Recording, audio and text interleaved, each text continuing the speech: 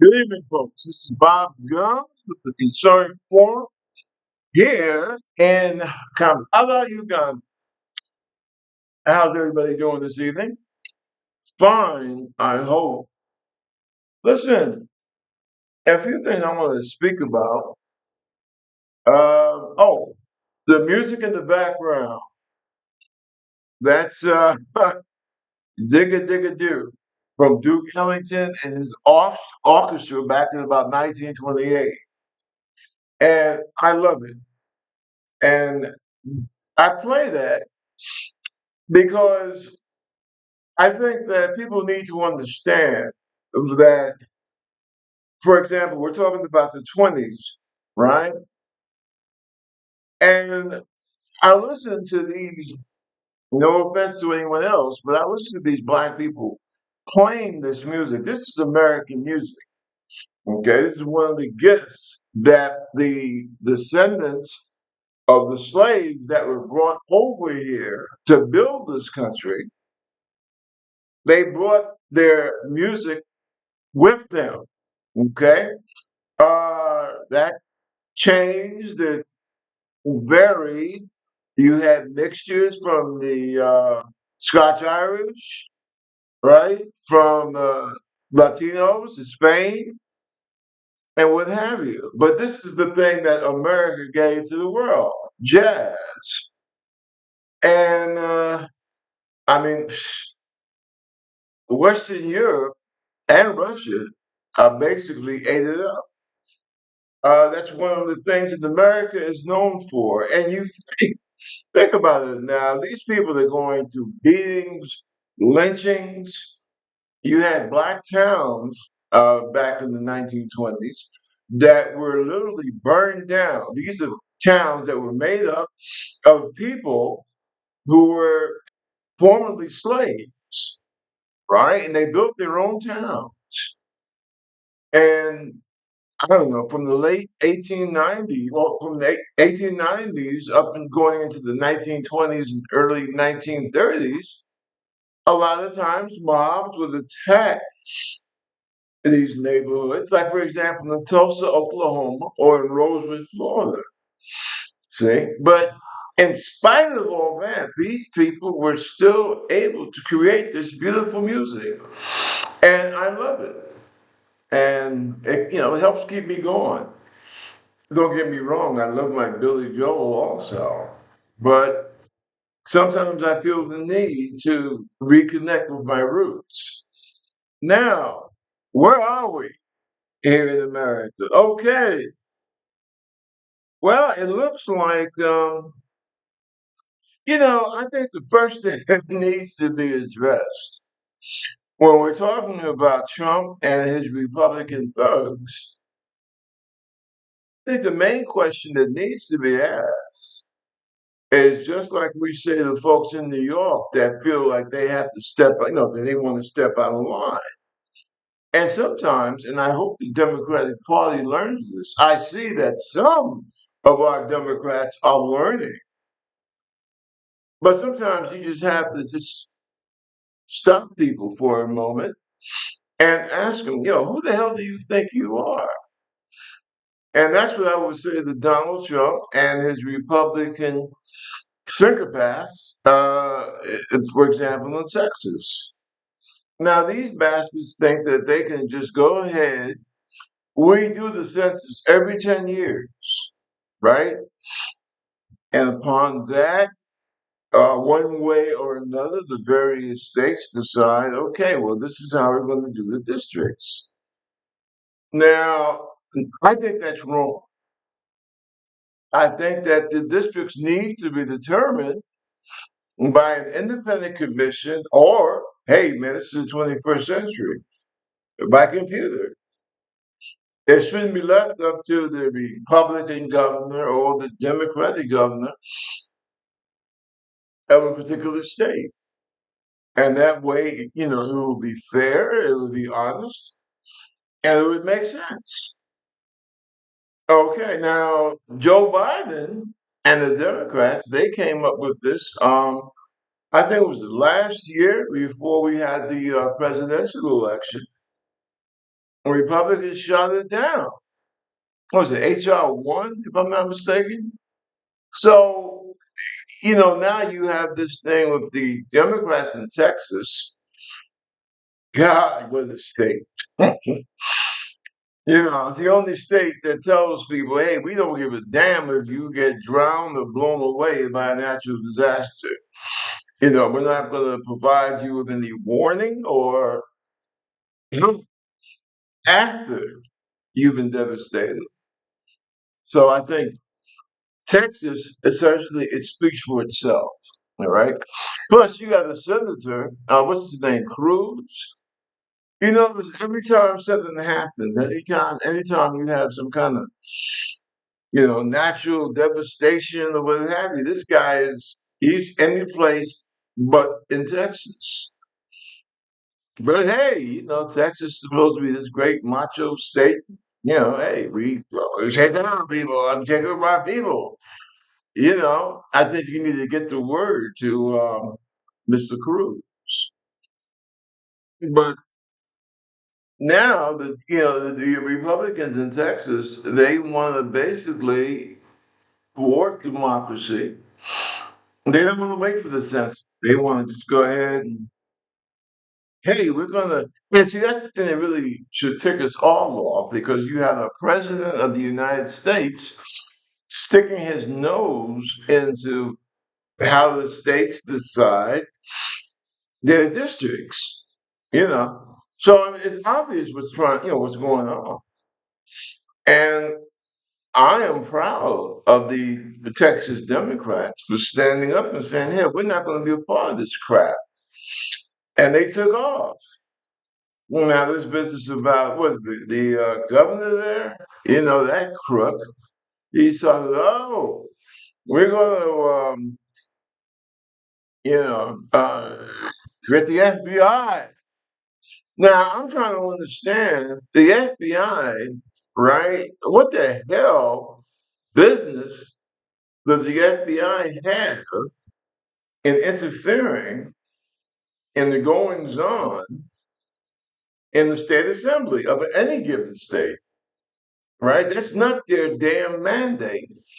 And you know, again, this goes back to the question, who the hell do you think you are? And that's what Democrats, they need to start, they need to stand up, just like the folks in Texas, and raise that question. Who the hell do you think you are?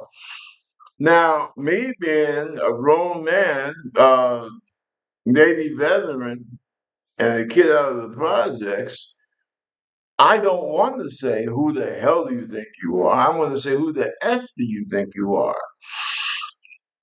But I try to give some, how should I say, feeling. I'm aware of some of the delicate sensibilities of some of my listeners. So I'll let it go with who the hell do you think you are? See, including the FBI. Because it would appear that the FBI now is a private police force like ICE, and they belong to President Donald Trump. I don't believe that that was ever meant to happen in the Constitution, but that's what we have. I believe that, unfortunately, I'm a Democrat. I'm a registered Democrat. I'm also a member of DSA, but I think that a lot of the problems that we have is because of the fact that Democrats, up until very recently, have always tried to play by the rules. There's this expression from Newark, New Jersey, right? I'm from New York City, so I'm right across the river. There's a street there called Howard Street. It's quote unquote the ghetto. And they have a saying, a man can't fool with the golden rule in a crowd that don't play fair.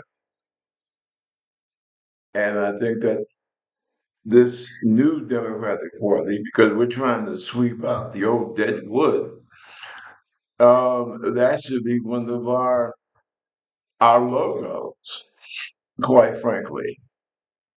because it's apparently that this new Republican Party, they don't believe in the Constitution, they don't believe in rule of law.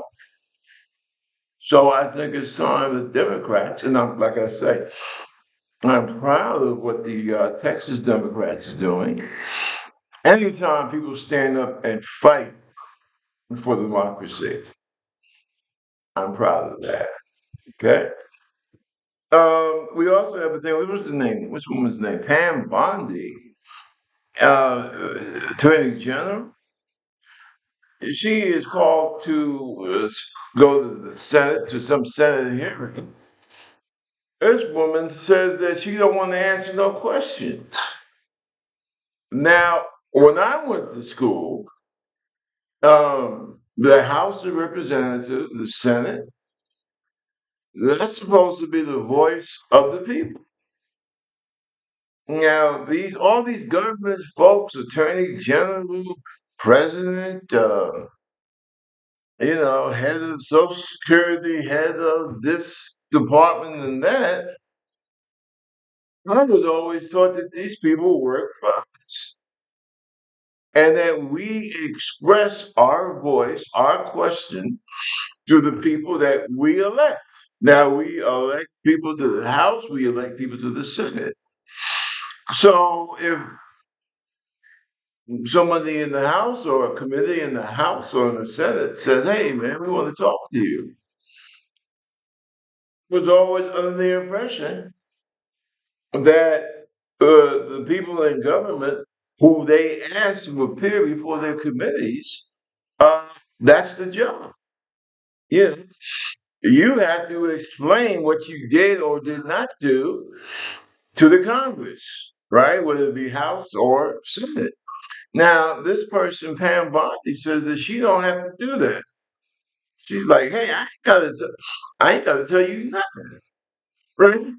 So, how does that work into our whole concept of democracy,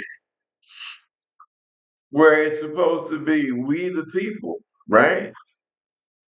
I mean, when Truman, when he lost the election to Eisenhower, he said on the way out of the door, he said, "Well, hey, listen, in America, in our democracy, the people are supposed to rule." So therefore, since I lost the election, I'm going back to be one of the people. Apparently, no one has told Donald Trump or the minions that he has selected to run these various departments. No one's told him that. So, what the hell are we, the people, supposed to do? I understand that, who is it? The department that is supposed to be in charge of the new stormtroopers. Ah, ICE, right? Apparently, these people have a difficult time getting recruits. And I can understand why, because in America, fortunately, you don't have a whole bunch of people volunteering to be stormtroopers. So they want to just basically hire anybody, 18-year-olds, no military background, no law enforcement background, and they just want to send them into neighborhoods. Oh, well, there's a bunch of brown people that live there. So let's go, go in there and, just start grabbing people off the street. Now, I would caution um, these folks, uh, you need to be careful uh, because you have snatched up a huge amount of American citizens and people who are here legally. And you need to be careful, right? The thing about America, we have a tradition of standing up for our, individual rights. I would hate to see an incident happen where some of these people from ICE get hurt. And now we already know that Trump has a problem with the regular military. They don't like him. They have no reason to like him. Who the hell likes a draft dodger who then, 20 years later wants to try and wrap his actions in the American flag? I think that's called being a phony. And most American people in the military don't particularly care for phonies. Therefore, he wants to depend upon, he's trying to groom ICE as his own private Gestapo. And I think Donald forgets that, this is the country. We hung Gestapo people in Nuremberg, right? Seeing that his family originally comes out of Central Europe, um, Germanic, I think that he would recognize that. But just like everything else with Donald, he doesn't read. He thinks that studying history is a waste of time. So there you have it. But no, and I'm also wondering where is the NAACP and all these other elected, quote unquote, like my the guy that represents my district in the Bronx. These mainstream so-called moderate Democrats. I don't understand why they're not out there raising hell, to be quite frank. Especially since my area in the Bronx is filled with Latino people. See? And I don't understand. What's his name? Richie Torres. That's my congressman. And I don't. But I also happen to know that one of Richie's problems, he's gotten almost $1 million from APAC. So if you're taking money from a group that supports genocide in Gaza, see, that's what a lot of Americans need to understand. You know, if you support people that commit genocide in one part of the world, what makes you think that they won't turn around and commit genocide to us folks here in America? I don't think Richie understands that. But anyway,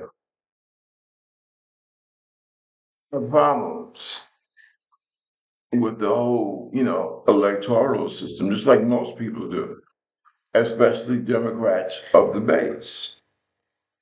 And I'm looking at our House Minority Leader. Yeah. And, he seems to get money from a lot of, shall we say,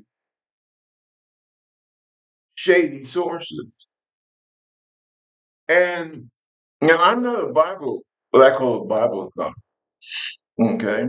I'm really not religious. I'm a, how should I say, what I would be called a lapsed Roman Catholic. So religion is not a big thing with me. I would just say my spirituality is that's a big thing with me. Okay, and you do remember um, something out of the Bible about trying to serve two masters, and I look at these mainstream Democrats, these mainstream elected Democrats, and I look at them and I wonder, um, have you ever read the Bible? I mean, people talk so much about their faith and all this kind of stuff nowadays. Well, the Bible says to me, no man can serve two masters. How the hell are you going to serve your constituents? On the other side, serve your donors. Is perhaps that the reason why we don't have national health care in this country? Like just about most advanced Western quote unquote democracies do. Is that the reason? Is that the reason why our educational system really sucks? And mind you, the educational system in this country does suck, but I don't think that destroying the Department of Education, I don't think that that's a good cure for our educational lapses in this country. I think it's my boy, what's his name, George Carlin, who came from my neighborhood in West Harlem. He made the comment that a lot of elected folks don't want to see an educated populace able to use critical thinking to find out, what's going on. I'm starting to believe that George was right. God rest his soul. I think that he had a point, you know. But let me see now. I think also that if the American people want their democracy back, they're going to have to take it. And I think that one peaceful, nonviolent way of doing that, you know who these companies and these corporations are that support this madness. Never think for a moment that Donald Trump is up there by himself. Okay, he has corporate support, um, the support of the wealthy, and I'm not just talking about APAC. And we know who these corporations are. We know who these people are. Why are you going to base? Why are you going to shop and spend your what little money you have supporting these people? It's time that Americans wake up and understand something. The world is changing, right? You look at the BRIC nations, you look at the global south, okay? It's a different world. It's not 1946. And throughout the world, people are demanding that they be respected and that they be treated with dignity. And I think that here in America, well, you know what they say, right? Charity begins at home. And I think that that's one of the main things that the American people need to do. We're tired of being ill educated, ill fed in terms of our health care. Well, hey, our representatives just passed a bill. What is it, 17 million or something like that? Throwing off of their health care. And I think it's time that the American people start asking themselves, what the hell is going on? Now, just for example, let's talk about the New York City mayoral elections, right? Montgomery gets a lot of flack from moderate mainstream Democrats. Why is that? Right? You're trying to brand him as being an anti-Semite, which is a lie. Okay. But I'm trying to understand why is it that a New York City election, brings up these cries of anti-Semitism? How did that start? Well, it started at was it the last debate that Mr. Mandami had. I mean, there was about 4 or 5 of these people standing up there, and each one of them said, when asked, if you become mayor, what do you want to do? Where you want to go? Now, I look at the people that asked that question, right? Now, I understand, okay, there's no such thing as a dumb question. But I'm trying, I still can't figure out why are you moderating a debate about the mayor of New York City and you ask a question about if you were elected, where are you going to go? I don't get that. Right? Call me ignorant. I don't give a crap. But I don't get that.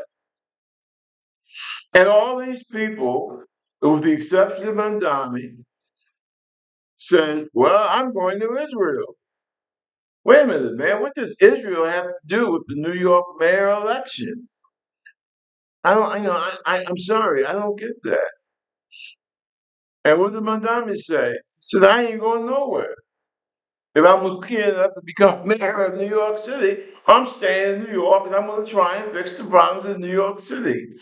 And that, by golly, that is what brought about from people like, what's his name, Shapiro, governor of Pennsylvania, like Fetterman, a senator from Pennsylvania. That's what brought out all the anger, resentment towards this young man. And it really pisses me the hell off. And because as an American, number one, Israel now is in the position of being one of the world's great, how should I say, great perpetrators of another Holocaust, right? Don't take my word for it. You got all the folks from the Nordic, Sweden, Denmark, Norway, Ireland, Spain, all the countries who got a reputation for going around the world helping people. Okay? The United Nations, whether you like them or not, they represent the majority of the world's population. You have lost more media people, right? More correspondents have been killed in Gaza, covering Gaza, than we lost in Vietnam, an actual war, declared war. So, just like the so-called prime minister of Israel talks about, oh, there's no starvation in Gaza, right? Meanwhile, you got a little 7-year-old kid walking across the screen looking all skins and bones, right? I mean, come on, see, that's another thing. A large part of the media and elected Republican and Democrat people, they think that we're all stupid. And I wish they would stop that. All right, because we're not stupid. We see what the hell's going on. It's not about anti-Semitism. Oh, piss on anti-Semites. Anti-Semites. The main reason is because you scratch an anti-Semite, scratch below the surface, and you will find somebody that hates black folks, that hates Latino folks, that hates Asians. Right? That's how bigotry usually works. I found that in my last command when I was in the U.S. Navy down in Jacksonville, Florida, which I see they haven't changed in Jacksonville. They dragged out and beat a young black man for no reason. And it's on film. So you don't have to take my word for it. Okay. Um, if I had my way, I would move every naval and Marine Corps installation out of the state of Florida. Because basically it's a base for American Nazis. It was like that when I was stationed in Florida in the late '80s, and unfortunately, Florida doesn't seem to have changed that much. See, but and getting back to this thing with Mandami, that was his capital sin, right? That he said that he wanted to take care of. Mandami has gone to synagogues, temples, Church, he's on everybody. He don't hate nobody. Okay? And I'm just being in New York here. He don't hate nobody. But see, this idea that in order for me to not be called an anti-Semite, I had to either approve of what the right wing Knesset in Israel is doing to the Palestinian peoples, or I have to sit there and keep my mouth shut. Okay. Well, I've never been one for keeping my mouth shut, as you probably figured out by now. Number one. Number two, I, I believe all this. I believe all this stuff that they taught us. You know, all this stuff that Sister Mary St. Raphael taught me when I was in St. Thomas the Apostle on 118th Street in Harlem. And Brother John taught me when I was in the Southern Academy on Second Avenue, right, in Lower Manhattan, right. I believe all my Catholic school training, and I also believe that 9 months that I spent in Seward Park High School, the public school, after I walked out in my sophomore year. Okay, so all this good stuff that I was taught about the Constitution, about the American way of life, what we believe in, what we stand for. You know, I'm sorry. You know, maybe as a black kid I should have known better. But I believe that stuff. I believe in it. I still do. And I'm proud to say that my ancestors built this country, gave its foundation, and that we shed our blood in just about every war this country's had. We served. I myself personally served. I got about 26 years. Army, Navy, Navy Reserve, Army Reserve. All right. Hey, Mr. President, Mr. Vol, Commander Volsberg, can you say the same? I don't think so. As a matter of fact, I don't believe anybody in the Trump family has ever served in the military. But then again, they've only been here since about what, 1894 or something. So, you know, I've always found that to be interesting. This guy, Donald Trump, talks about immigrants and poisoning the blood. His family's only been here since I think they've gotten here maybe about 1895, right? Never served, none of them ever served in the military. They made good money. I mean, I know his dad made a whole pile of money off of the first and real GI Bill, not this bullshit that they give these kids now. I'm talking about 1945 and onward, up until about midway through Vietnam. And, you know, I'm wondering how that works. You know, this guy never married. Has Trump ever married an American woman? You know, I don't know, right? He helps his Eastern European, the latest one, um, have her sign up that she's some kind of Einstein scholar, right? And then she brings her whole family over from Eastern Europe. And, you know, no disrespect to her, but, you know, she bears Donald as son. Isn't it, if she was dark skinned Latino, Donald would call her son an anchor baby, right? But I guess we're not supposed to say that because of the fact that this woman is from Eastern Europe. See? And if you notice, most of the people being snatched off the streets have a kind of a dark complexion. And I think it's so sad that you had so many Latino leaders from Venezuela, Cuba, etc. We love you, Donald. And then the first thing Donald does when he gets into the White House, what's he do? Smile the country. right? So they're going to send in the swamps in Florida. Okay, how's that? How's that for political perception? Okay,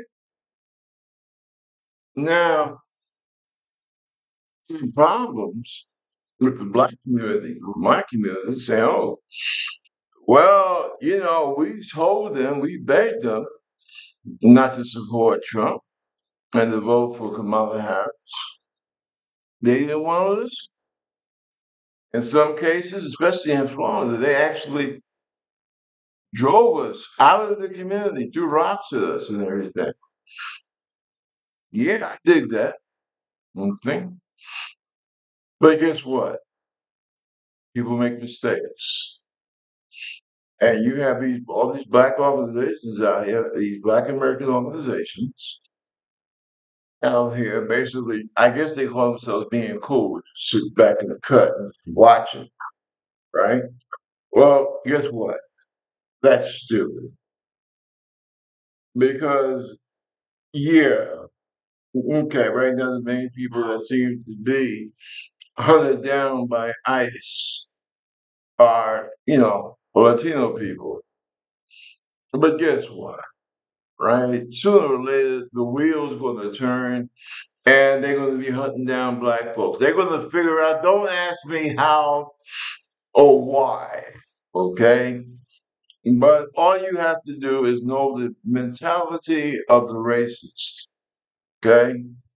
Donald Trump has a sick mind, but he's also a racist. So sooner or later, the wheel will come around to black Americans, right? And I know you have these Sambos. That's what I call them, Sambos. Like that boy that's running for Florida, in Florida for governor. Or what's his name? Tim Scott in South Carolina. That boy, he made his bones with ESPN, the sports channel or whatever. Stephen Smith, right? I know that Trump and the New Republicans, they could depend upon these fools to say something nice about Donald. But it's just like in Europe when Hitler was on his winning streak. What did you have in Norway? What do they call them people? Quislings, right? I call them Sambos, but basically it means the same.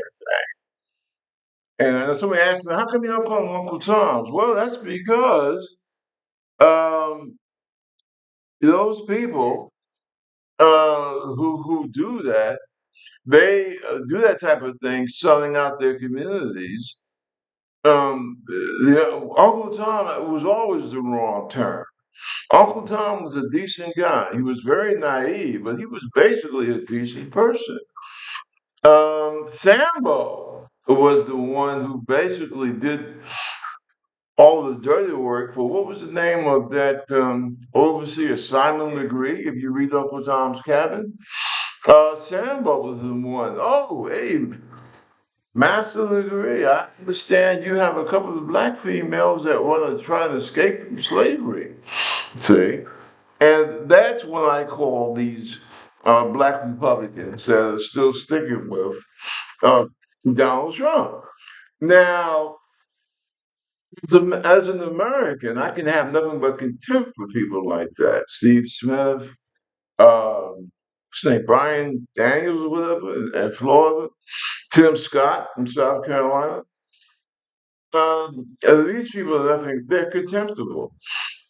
I would, however, caution my white brothers and sisters, especially my working class white brothers and sisters, uh, do not pay attention to people that hate themselves. So that's not helping your cause, right? You support people of any color or ethnic background that fight for the right thing. And the thing that hurts me the most is when I see working class white allow themselves to be sucked in by Trump and this whole MAGA business. Listen, Donald Trump don't give a good damn about you, okay? And you need to get that through your head. He don't give a damn about you. He don't give a shit about you being a white woman, single mother with 3 kids, one of whom might be handicapped. Do you really think that this clown flying around with his golden toilet bowls in his private jet, you really think he gives a damn about you? This is the guy that when he makes these huge tax breaks for billionaires, he tells them, hey, man, you guys need to really kiss my ass because I made you all even more money. Now, working class white person, where do you think you fit into that equation? I don't think you do. Now, me and MTG, that lady in Georgia, right? I think we're so far apart. I don't think the instrument has been measured to show how the distance between me and MTG. But you know, one thing, I think she's finally got it. Now, she might have her own agenda, right? But she hit the nail on the head when she says that, hey, man, the Republican Party don't give a damn about working people. And I'm not quite sure what she wanted to say, what she should have said was that the Republican Party don't give a damn about white working class people, and that it's all part of the game, right? People talk about Donald Trump. Well, listen, one thing about Trump, I give him credit. He knows how to divide people. He's like the old British Empire and what they did in India and Africa. It's called divide and conquer. And that's what Trump and his ilk have done here in America. And quite unfortunately for all of us, quite successfully. He has divided us, right? And he basically screws all of us. And see, the thing that I guess a certain segment, because I don't want to try and stereotype all of them, but a certain segment of corporate America, that's exactly what they want. Why? Because after killing and slamming and beating and fighting each other, and that white working class non-college guy slowly stands up, and that black working class guy slowly stands up, and they wipe off the dust and the mess for all the fighting that they have done towards each other, and they look at each other, and they finally they realize, wait a minute, man, why are we fighting each other? We are not each other's problem. And that Latino guy over there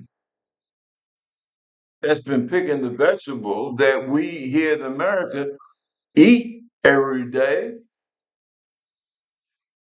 And we look at that Latino guy and we say, wait a minute, man, this guy over here, he's just trying to feed a family. And that white woman, working class white woman with the 3 kids, and she gets up off the ground and she's, wait a minute, man, wait a minute, you're not the one that's trying to take away my health care. You're not the one that's closing the National Department of Education that helps my handicapped kid be able to go to school and, be molded in with the rest of the community like a regular kid. And we all sit around, we look at you, and we say, wait a minute, man, what the fuck are we fighting each other for?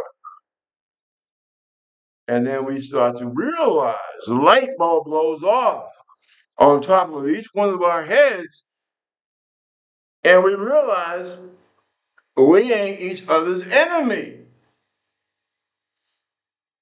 And then we look down the street and there's a trans person down there who makes up less than 1% of the damn population in this country.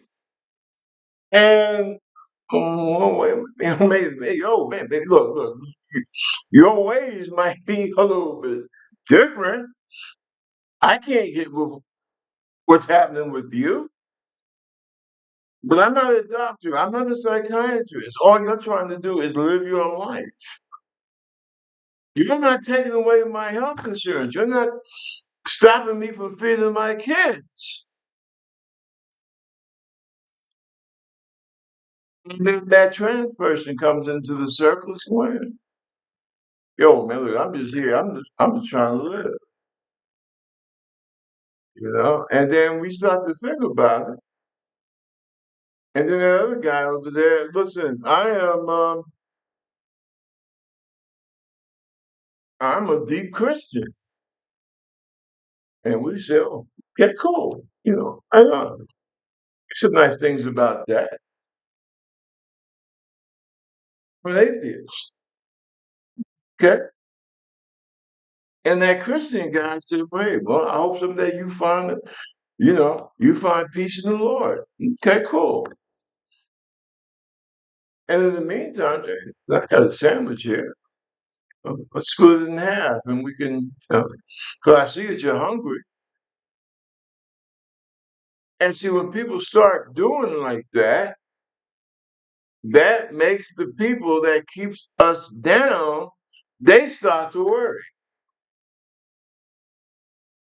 And they find some nutball like Donald Trump, right? Whose job it is to go out and scare everybody and turn everybody against, turn people against each other. And see, that's what's been going on. And I'm looking at YouTube and I'm seeing a lot of working class white folks. They're starting to catch on. They're starting to figure it out. And that's what has Trump so scared. And then this whole thing about, well, I thought in America character was supposed to mean something. Now, if you study Trump, the whole thing about Donald Trump's background, I tell you one thing that you ain't going to find, and I say this as a born and raised native New Yorker, you ain't going to find character. Okay, and see that's heavy. Okay, and that is what Trump Republicans are afraid of. That's why they're so quick to condemn schools that teach critical thinking. They're not teaching you how to think, right? Excuse me, not teaching you what to think, but teaching you how to think. See, and that is what terrifies people like Donald Trump. Just like Trump expects us to believe that this woman who was a steerer for this guy Epstein, when I say steerer, he steered underage women into his nest of depravity. Remember, Donald Trump, out of his own mouth, yeah, we were good friends. That's my boy. He likes the same thing I like. Yeah, I'm not making this up. This is what Donald said. And we're supposed to believe that somehow Joe Biden and Obama are responsible for this whole madness about what happened on Epstein Island. Okay? Listen, I'm not going to get this whole bang about, yeah, it was a whole intelligence beef, but the guy that got him that sweetheart deal, what was that, 13 months in the slam? And he could go to his crib every day and come back at night, check in, check in the jail at night. What kind of bullshit is that?